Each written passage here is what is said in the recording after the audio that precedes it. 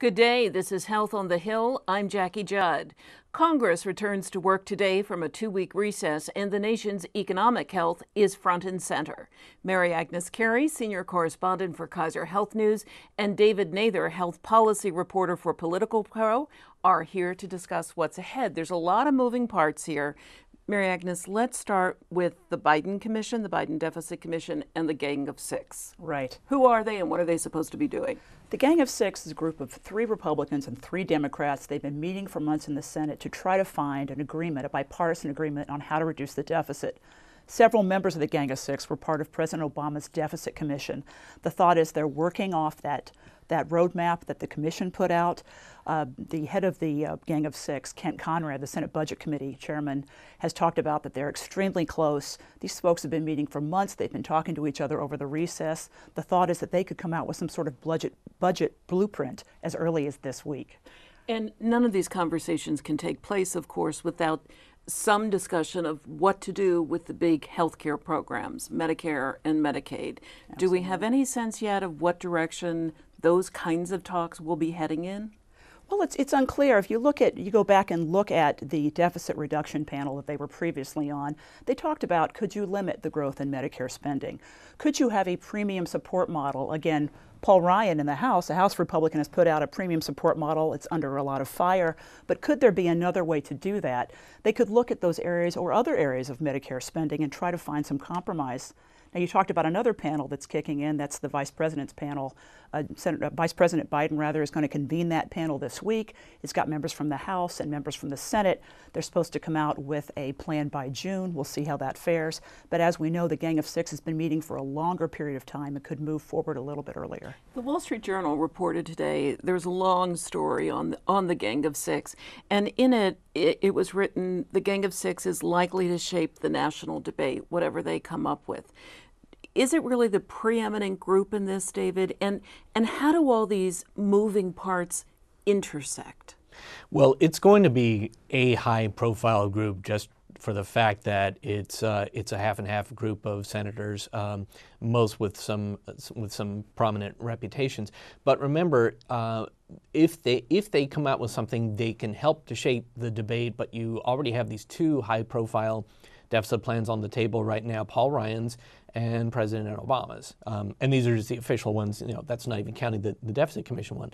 Now, if the Biden Commission comes in and does its own thing as well, that becomes potentially one more idea to add to the mix. What you have to remember, though, is these are such potentially huge changes to Medicare and Medicaid, the big entitlement programs, that it makes you wonder how much they can accomplish right now or would want to accomplish with a presidential election coming up. There are certainly smaller things they can do that can kind of get them on the path to reducing spending in those entitlement programs.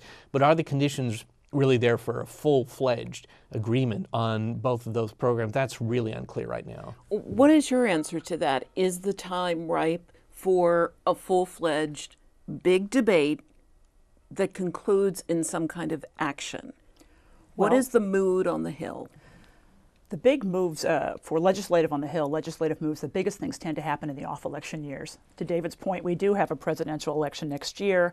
We do have members of Congress and parties fighting, both parties are fighting for control.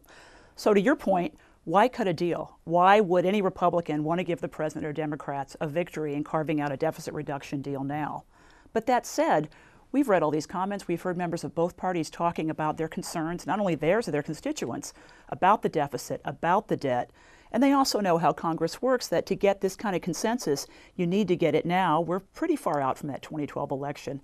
That is the only, I believe it was Judd Gregg who said this in one of the stories today, a former senator, former Budget Committee chair, that this is the time now to reach this deal. So it's a very complicated mix of policy and politics and maneuvering, and where will they end up? There's a possibility of it happening, but the politics really make it tough. But are there any hard and fast deadlines by which Congress must do something? Well, if they're going to do something that gets attached to the debt limit increase, it has to happen sometime between May and July. May is when they really start considering July is about the end point where Treasury Secretary Geithner has said that's He's about out of accounting tricks. That's it. That's about the can't juggle the money anymore. So whatever they're going to do, if it's part of the debt limit increase, has to be then. Now, is it going to be full-fledged, or is it going to be sort of a down payment toward longer term talks to really restructure Medicare and Medicaid, or is it something sort of general, like let's put in perhaps an overall spending cap, by which time this is kind of the way the Deficit Commission that Simpson and Bowles did. If you put that kind of limit in place, legislating for future lawmakers. In other words, we'll try to put this limit in place, and we'll hope that we can live below it. If we go above it, then it's time for Congress to consider the kinds of things that we can't agree on. There are ways to do that. Something like that could be seen as a down payment. You put that on the debt limit increase. That might make some people satisfied that at least Congress is starting to talk about it. But the absolute best conditions for this kind of controversial action usually happens in the year right after a big presidential election. And speaking of members of Congress beginning to talk about it, some of them, the leaders, a bipartisan group, are supposed to be at the White House tonight, Monday night, for a dinner with the president. Originally, of course, this was, I think, intended to be initial discussions about the budget, about spending, about deficit reduction. How much of it might be taken over by the events of the past 24 hours? President Obama, of course, announcing that Osama bin Laden had been killed. I'm sure there'll be a lot of conversation about that. It's a pivotal moment for everyone in America, for the president and for Congress. But I think they will soon return to much of this discussion about the debt and the deficit. As David noted, that raising the debt ceiling, that's a real pressure point. And so to get Congress to agree to something by July, here we are at the beginning of May, it's really turning up the heat. Not a lot of time left. Absolutely not. Okay. Thank you both so much. David Nather of Political Pro and Mary Agnes Carey of Kaiser Health News. Sure. Thank you. Thank you.